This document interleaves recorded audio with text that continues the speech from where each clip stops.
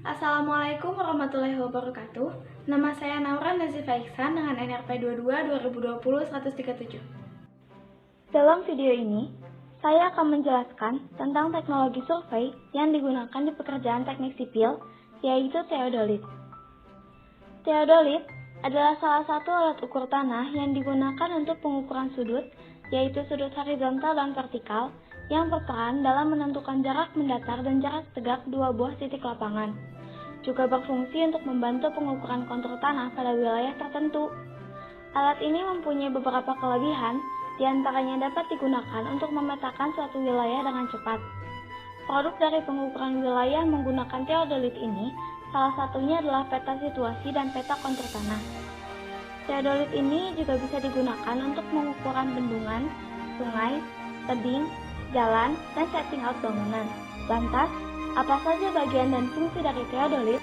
Secara umum, bagian detail konstruksi teodolit adalah handle, berfungsi sebagai pegangan ketika pesawat diangkat dari kotak alat. Teropong, berfungsi untuk membidik objek pengukuran pada pengukuran poligon maupun situasi. Select baterai compartment, berfungsi sebagai penutup tempat baterai sebagai daya untuk menyalakan LCD pembacaan. Visir berfungsi untuk alat bantu bidikan kasar untuk mempercepat bidikan objek. Skrup ABC berfungsi untuk mengatur nivou kotak maupun nivou tabung agar sumbu satu vertikal. Nivou tabung berfungsi untuk mengetahui apakah pesawat sudah benar-benar datar.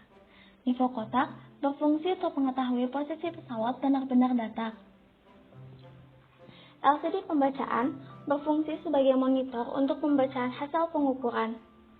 Tombol pengaturan atau operation key berfungsi untuk mengatur pengoperasian pesawat.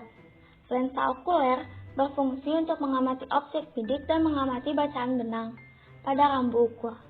Lensa objektif berfungsi untuk menangkap objek atau benda yang diamati. Base plate berfungsi sebagai dudukan pesawat pada statif. Skru penggerak halus vertikal atau vertikal tangan skru berfungsi menempatkan bacaan benang pada objek atau rambu secara halus. Skru pengunci vertikal atau vertical motion clamp berfungsi mengunci perputaran teropong arah vertikal secara halus. Skru penggerak halus horizontal atau horizontal tangan skru berfungsi menempatkan bacaan benang pada objek atau rambu secara halus. Skru pengunci horizontal atau horizontal motion clamp berfungsi mengunci perputaran teropong arah horizontal secara halus. Centering optik berfungsi untuk mengecek kedudukan pesawat agar berada tepat di atas patok. Skrup centering optik berfungsi untuk memperjelas tampilan benda yang ditangkap oleh centering optik.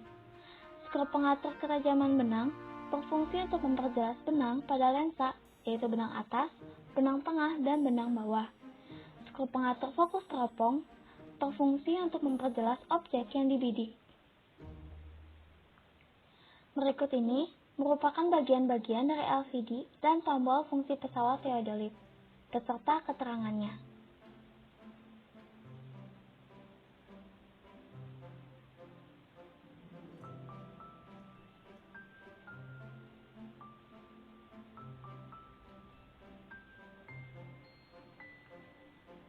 Lalu, bagaimana cara menggunakan teodolit? 1. Temukan sepetak tanah tingkat dengan pandangan yang bagus di antara lahan yang akan diukur. Perpanjang kaki tripod sehingga teodolit akan berada pada tingkat yang nyaman untuk digunakan sejauh mungkin.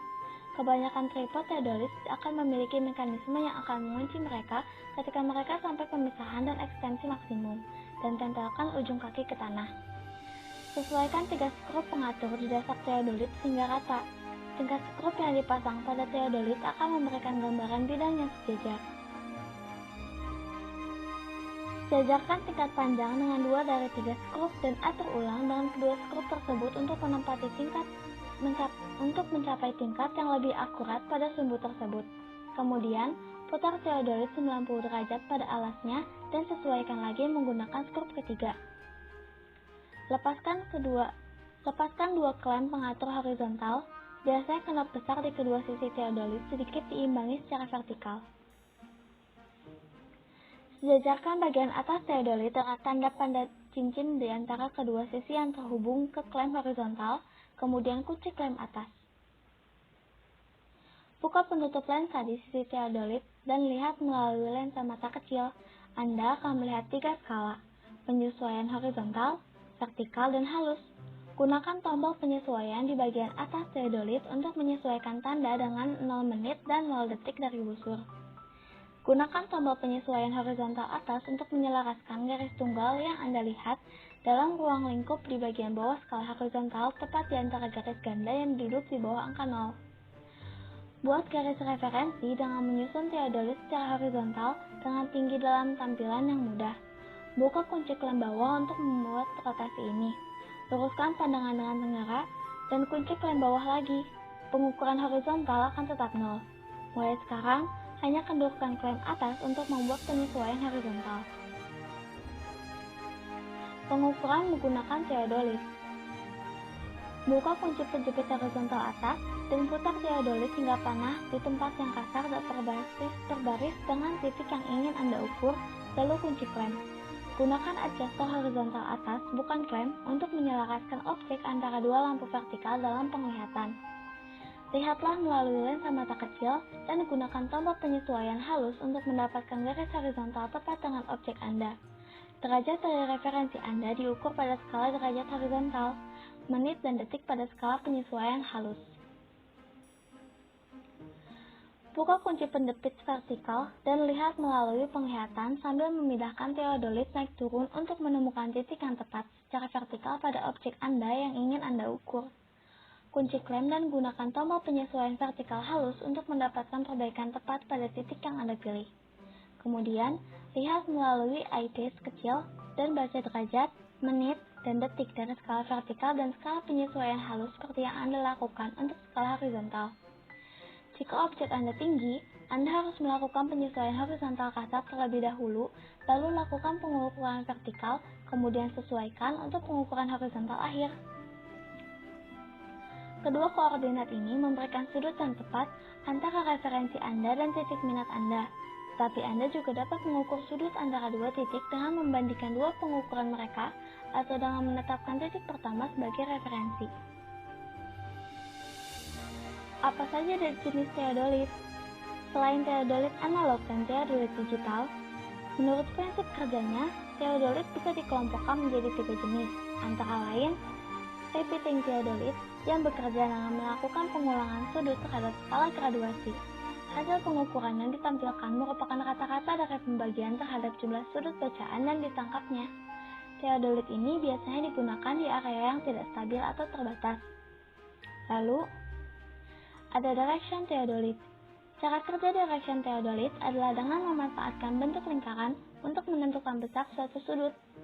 Saat pengaturan lingkaran dilakukan, teleskop juga perlu disesuaikan pada arah datangnya beberapa sinyal sehingga pembacaan nilai sudutnya dikerjakan melalui segala arah. Hasil pengukurannya diperoleh dengan menghitung hasil pengukuran bacaan pertama dikurangi pengukuran bacaan kedua.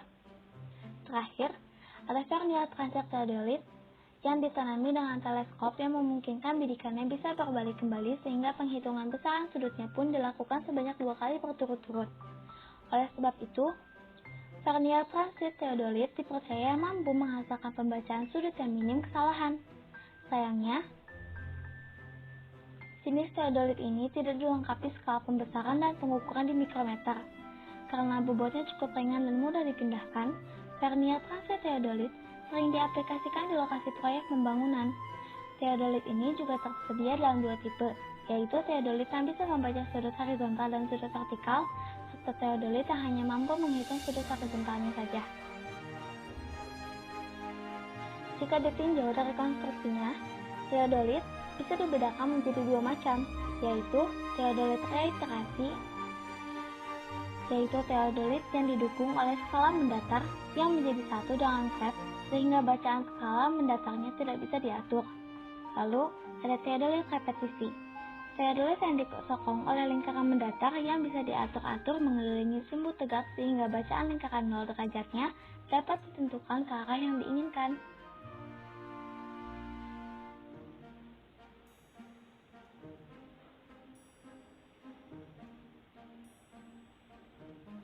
Sekian yang dapat saya sampaikan dalam video ini.